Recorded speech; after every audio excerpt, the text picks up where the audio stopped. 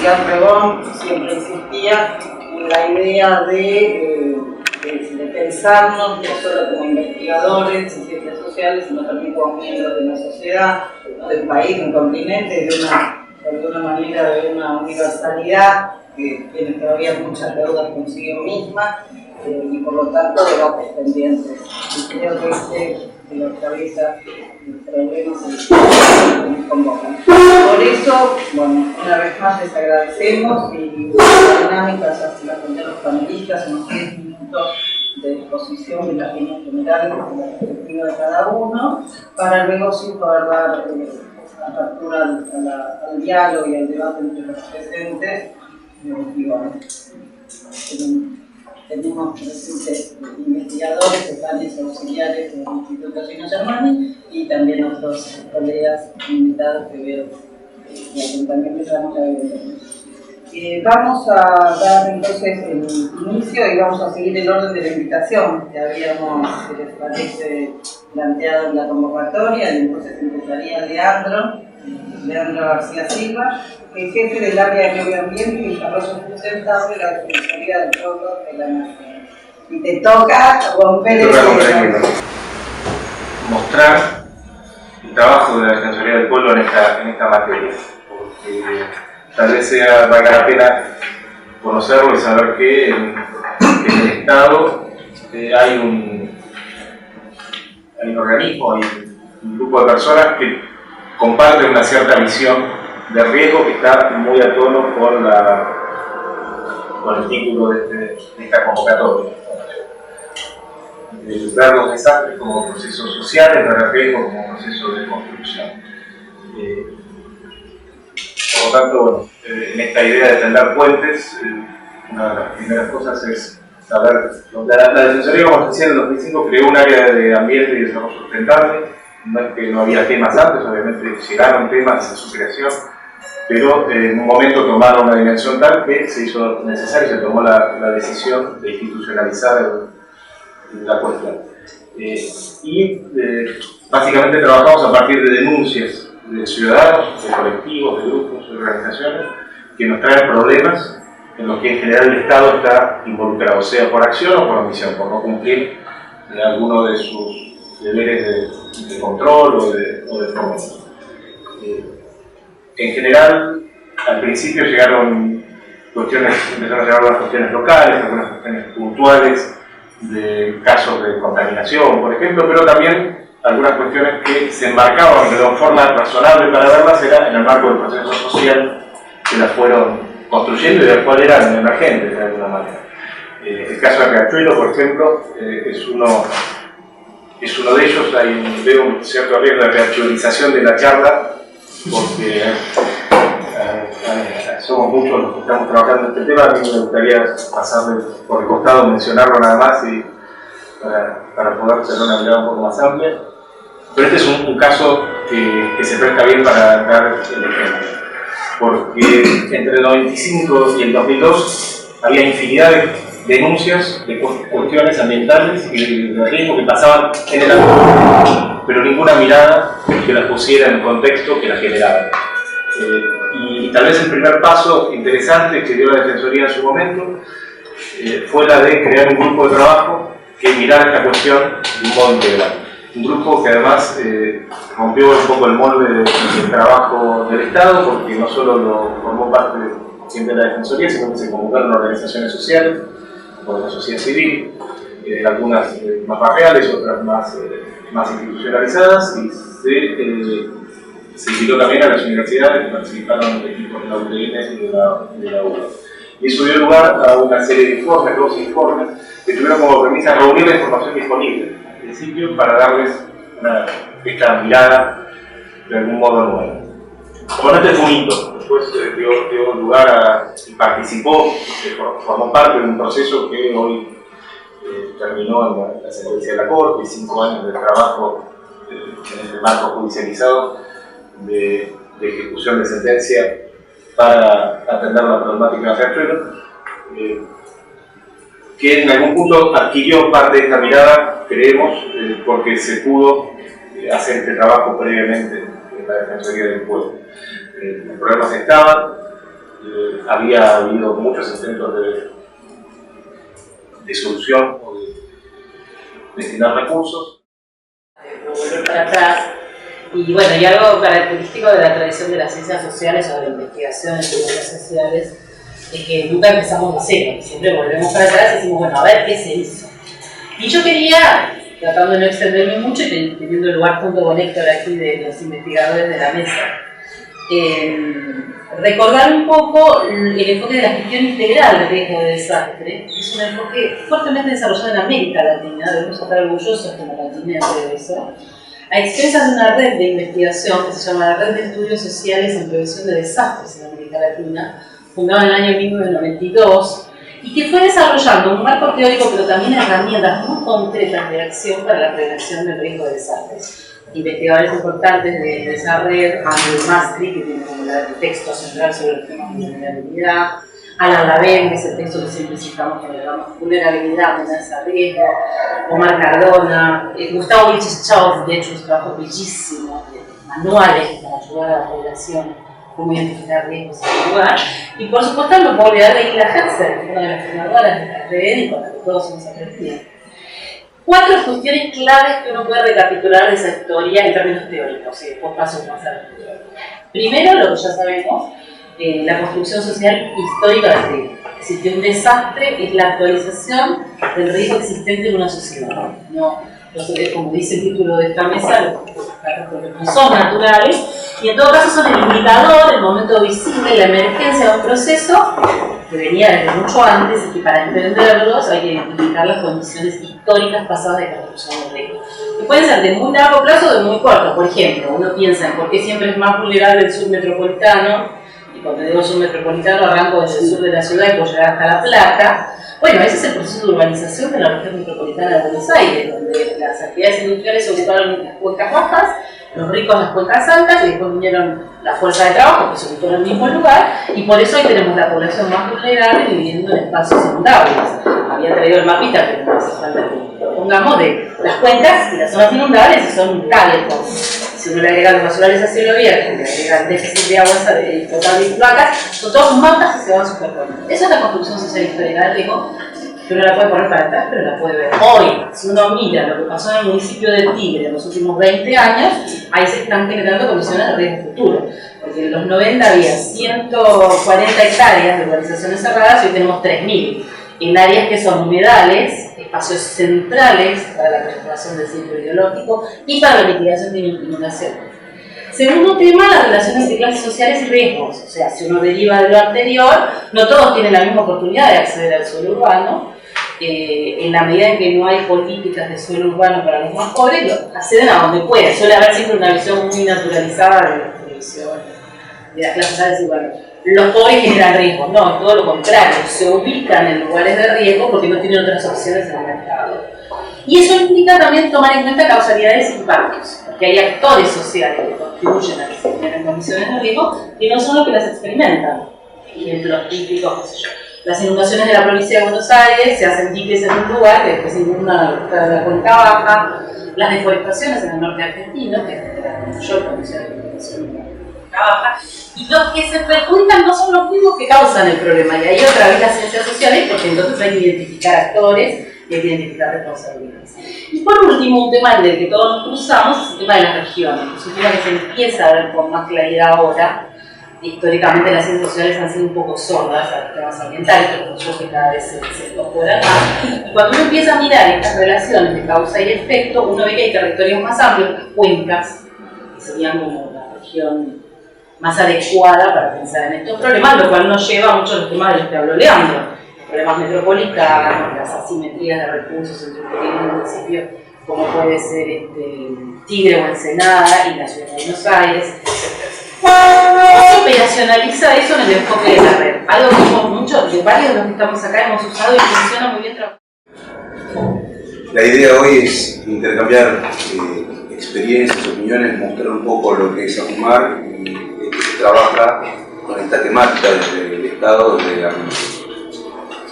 También pertenezco a la Secretaría de Ambiente y voy a hacer tomar un poco los guantes acá de mi compañero para explicar y mostrar qué se viene haciendo y la dificultad que tenemos desde el Estado. Es muy importante la participación social y me veo representado por la Defensoría del Pueblo en estos temas, como ingeniero industrial especializado en medio ambiente. Agradezco que exista y es incansable el trabajo que necesitamos, pero no solamente del Estado. Sí somos quienes tenemos que generar el cambio, que es el desafío de todo esto, es el desafío del cambio cultural de la población. De la población, y hablo de todos, del Estado, de los privados, del vecino, de los educadores, desde todo punto de vista. Creo que desde ACUMAR, si bien la presidenta ha tomado el tema ambiental en su agenda y realmente porque se ve un impacto desde el punto de vista de vulnerabilidad social, es muy importante. Con la gestión del doctor Musi, ACUMAR ha tenido un crecimiento muy importante, independientemente de por qué estamos en esta situación de judicialización. La judicialización muestra un fracaso en el tiempo de las acciones públicas que se han tomado, como bien decían, que hoy se están revirtiendo, pero no desde el punto de vista solamente de fiscalización, desde todo el punto de vista. Por eso digo, el cambio cultural involucra a todos, a toda la población en general y desde todo punto de vista. Cuando decían el cambio climático, desde la Secretaría de Ambiente se viene trabajando en esto de riesgo, prevención de riesgo y acciones frente a desastres, tanto desastres por incendio o algún accidente o climáticos. Trabajar frente a estas cosas para saber cómo reaccionar, cómo trabajar. Pero hay acciones como se hacen, que se viene trabajando desde ACUMAR con la Secretaría de Recursos Hídricos para mitigar todo ese desorden territorial que se vino haciendo bien, como comentaba ella, como fue creciendo esta metrópolis que genera 17.000 toneladas de residuos diarios. ¿Cómo se fue afectando, cómo se fue asentando, cómo fuimos construyendo en estos últimos 200 años y hoy tenemos que revertir por una acción judicial a buena hora todo como población, pero sí tengo que destacar todas las acciones que se vienen realizando en estas gestiones para lograr revertir esa situación. Estamos hablando de falta de infraestructura en cloacas, se están haciendo muchísimas plantas de tratamiento cloacal desvinculadas dentro del sistema que le traen, muchos siempre son unas personas que están bajo el nivel social, donde tienen pozo ciego, donde tienen pozo de agua, tienen contaminación cruzada, tenemos casos de diarrea y de otras. Entonces, toda esa infraestructura que se está volcando, y ahora voy a pasar a decir todas las acciones de la CUMA, se vienen trabajando, pero no solamente en la cuenca Matanza-Riachuelo. Situaciones similares tenemos en Tucumán, donde se está trabajando en Saladilce, en Bosques. La Secretaría de Ambiente viene trabajando en todo lo que es la recuperación por falta de infraestructura y por falta de ese ordenamiento ambiental del territorio que bien lo contempla la Ley General del Ambiente. Pero una cuestión es planificar, yo creo que lo pongan en el escenario, planificar el ordenamiento territorial ambiental desde un inicio, y otra cosa es resolver una metrópolis donde en la cuenca solamente viven 6 millones de personas, donde ya están instaladas. Entonces, si bien pueden haber obras bonitas como el Camino de la Ribera, es necesario, desde otro punto de vista, desde el punto de vista de la logística, desde el punto de vista del control, desde el punto de vista de la urbanización. Yo había tenido como ejemplo para ver el impacto que tiene la relocalización de las familias, que se las saca de la vera del margen del riachuelo y se les entrega una vivienda social digna, totalmente instalada. Son acciones que se vienen dando en esta gestión, pero no se dieron en el tiempo. Y hoy tenemos esta consecuencia como sociedad. Entonces, ese camino de Rivera permite acceder a la recolección de residuos de los barrios valencianos, donde, ¿qué hacen con el residuo? ¿Por qué se generan esos basurales? Porque nosotros sacamos la bolsita de la calle, pasa el recolector de residuos domiciliarios y terminó. No, ahí empieza el problema. Pero al que está bajo la línea de la pobreza, está dentro de un asentamiento, ni siquiera le pasa eso. Vive de esa situación. Entonces, acceder a eso fue todo un cambio cultural. La limpieza de margen a través de cooperativas. ¿Por qué a través de cooperativas? Si bien tienen todo su seguro social, sus elementos, su capacitación, lo que también se busca, si bien es darle un empleo, darle una salida laboral, son gente de barrio, concientizarlos en mantener ese lugar limpio, mantenerse, darle el servicio de recolección, pero que ellos empiecen a tener ese sentido de pertenencia a su lugar. Por eso es muy profundo el cambio cultural. El industrial, hoy estamos comentando, sí, se vienen haciendo más controles, georradarización para buscar caños clandestinos. Imagínense la tecnología que se utiliza, pero el industrial que no tiene ese cambio cultural va a seguir generando herramientas para evadir esos controles. Entonces, ahí es donde está el cambio. Y es una carrera de nunca acabar. Pero si nosotros logramos ese cambio cultural de los industriales, tendríamos otra situación. Desde el punto de vista ambiental, en estos últimos años se vienen dando los avances tecnológicos más importantes. Se vienen haciendo descubrimientos basados en las necesidades del saneamiento y la mitigación, tecnológicos, avances tecnológicos muy importantes que se están aplicando. Entonces, hoy, soluciones ambientales se están transformando económicamente en soluciones para la sociedad. Y acá entra el concepto de sustentabilidad, que es lo que se trata de lograr. Cuando nos encontramos frente a la situación de la cuenca Matanza-Riachuelo de 200 años, nos encontramos frente a un crecimiento industrial, la localización de los barrios obreros, todo lo que han bien manifestado acá en la mesa. Y hoy decimos, no, las industrias son las que contaminan. Hay 23.000 establecimientos censados, 11.000 establecimientos industriales, aproximadamente de los cuales 1.500 son declarados agentes contaminantes. Agentes contaminantes son que emitían una contaminación a la que se están reconvirtiendo, están aplicando inversión a sus fondos. ¿Qué se podría haber hecho? La cierro. Entonces, díganme, ¿cómo? Por eso es el cambio cultural. ¿Cómo hace nuestra sociedad para trabajar? Nosotros nos encontramos en la necesidad de generarle fuentes de trabajo a la población, incorporarlos a una posición de trabajo. No pero está claro. Pero tenemos que lograr ese cambio cultural y ese proceso. Hoy, los que no alcanzaron ese proceso están siendo clausurados. Ya tenemos 257 establecimientos clausurados. Por desgracia, no es algo que nos aboque a hacerlo, pero también hay una realidad económica. Todo esto tiene que alcanzar la sustentabilidad y desgraciadamente es económica también. Entonces, todos los planes de reingeniería que se hacen en los establecimientos industriales en el tiempo tienen que ser competitivos. Porque hay establecimientos que uno puede poner inversión y en poco tiempo fundir. Entonces ese capital fue mal invertido.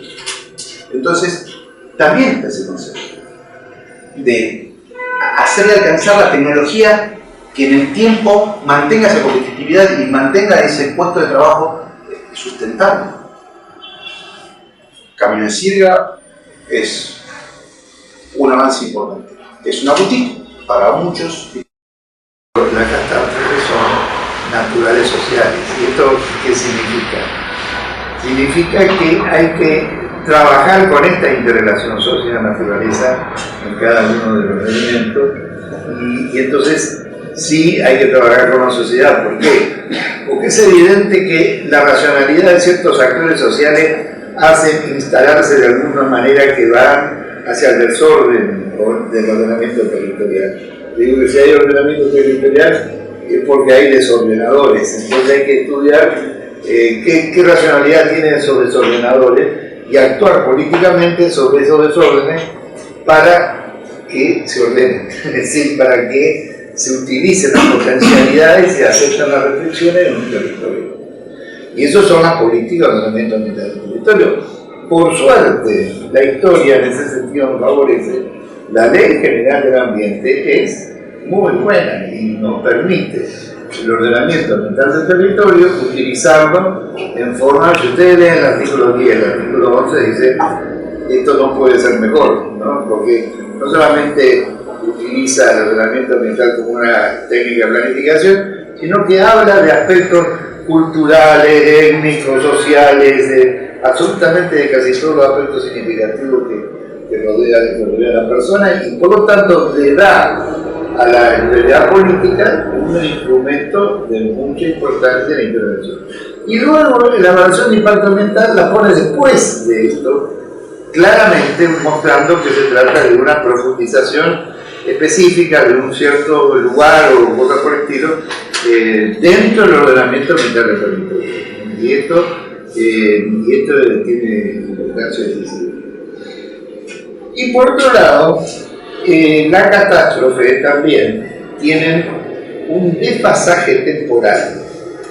Es interesante lo que dice Engels, por ejemplo, en el papel del trabajo de la transformación en buen hombre, donde te dice de que, digamos, el hombre aparece dominando la naturaleza, ¿no? Y establece su dominio en la naturaleza. Pero ese dominio, en realidad, ese dominio es perentorio. Logra hacer un primer elemento, ¿no? Logra poner un edificio en el cauce del río, seguramente lo logra hacer, como lo hizo en Venezuela, en La Guaira, que se vio, digamos, cuando un aluvión derrumbó todo eso, ¿no? Pero, como se llama, ahí logró poner el edificio, logra poner construcciones en el cauce del riachuelo, en el lugar, digamos, que le corresponde a el río.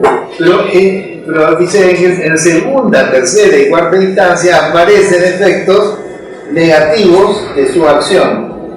Y esos aspectos negativos aparecen porque estaban allí y no se dieron cuenta, o porque temporalmente no aparecieron y luego aparecen. Entonces, y esos efectos negativos pueden ser mucho más graves que los efectos positivos que tuvo al principio. Entonces, también aquí el deseo de cobrar una renta urbana sin pasar de renta rural a renta urbana, lo cual multiplica por 10 quizás la renta, hace de que se olviden de que dentro de 5 años, 7 años, 8 años vendrá el agua y ocupará el lugar que ocupó siempre. Y no al revés. Yo estuve hace poco en Ámsterdam con el asunto del ENCO, y entonces dice que nosotros vivimos, es decir, el mar vive luchando contra nosotros. Pero están equivocados. El mar ocupa su lugar, ustedes están corriendo al mar, ¿no? Pero una tipa inteligente, bárbara, una tipa inteligente que coordina. No le gustó un rabanito que le dije, porque para ellos era una cosa normal. El mar me está jugando mala pasada, ¿no?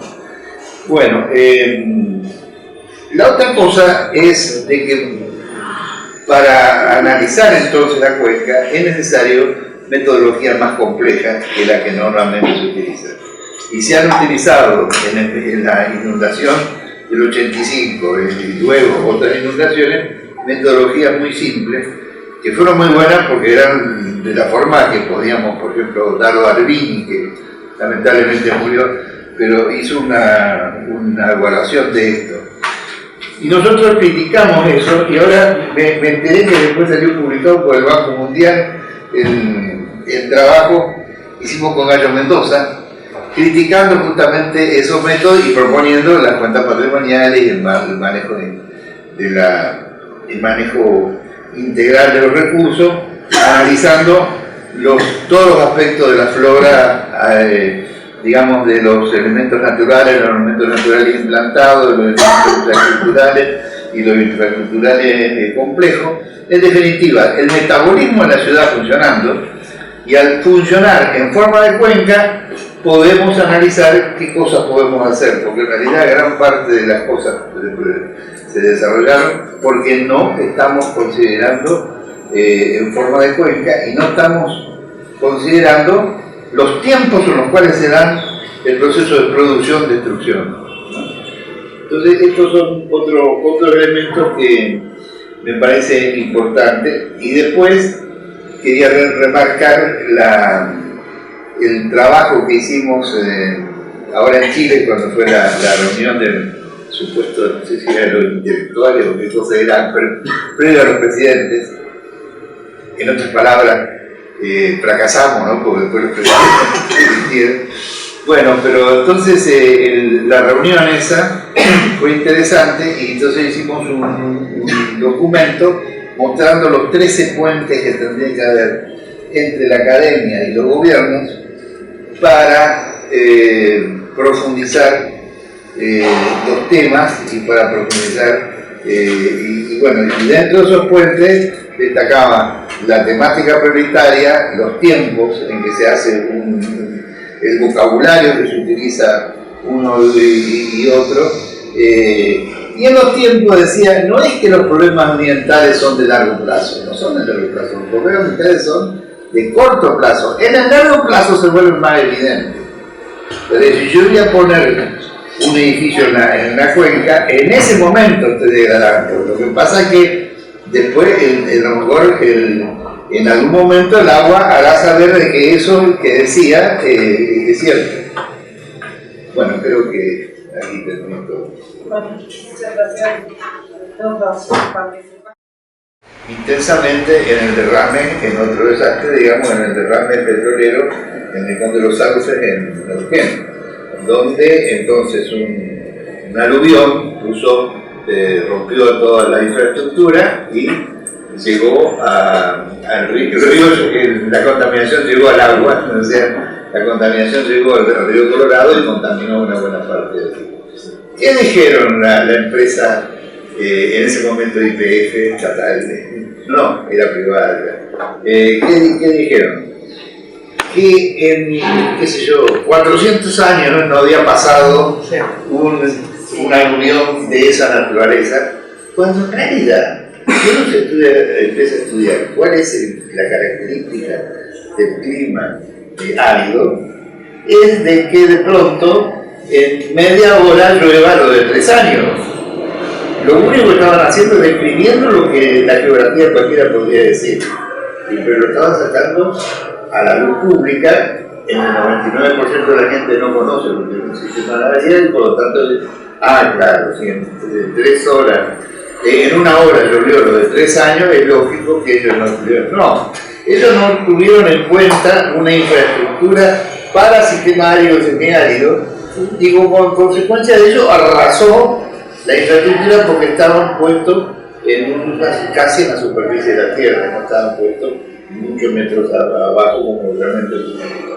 Entonces manejan esa ignorancia para justificar los efectos de esa catástrofe, digamos, y como eso, varias cosas, que no, o la cantidad de años que son 150 milímetros que no llovió, ¿cómo no llovió? El 85 llovió más que ahora, ¿no? Entonces, hay varias cosas que, digamos, desde las ciencias sociales y en conjunto con las naturales podemos avanzar para decir, no, miren, estas cosas habrían que haber tomado prevención.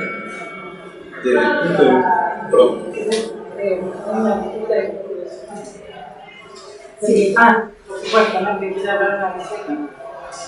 Sí, Carlos Rodríguez, de Estudios Urbanos. No, escuchaba a los geólogos y en particular esta cuestión de los mapas de riesgo, ¿no? Y varias veces ha sido mencionado como visión de largo plazo la necesidad de, y que lo prevé la ley, de herramientas y políticas de ordenamiento territorial. Entonces, recordaba que a fines de los 80, en el marco con este desarrollo conceptual que Gabriela presentó de la red de investigadores en prevención y gestión del riesgo, con la doctora Herzer estábamos trabajando con un equipo interdisciplinario en la ciudad de Pergamino, que en el año 95 sufrió una inundación que era efectivamente traducida, contada por los medios como catastróficos, ¿no? Y entonces se pudo avanzar en la elaboración de un mapeo del riesgo, que a su vez fue diseñado y fue después puesto en común con la sociedad local y articulado con el municipio, que es un poco el enfoque de la red, ¿no? El poner la producción del conocimiento en interacción, como estamos en esta mesa, con los actores de la gestión política, para pensar si la tarea es titánica, pero los avances posibles en diseños de política. Eso es algo también distintivo de lo que fue la construcción histórica del equipo latinoamericano de la red y su enfoque.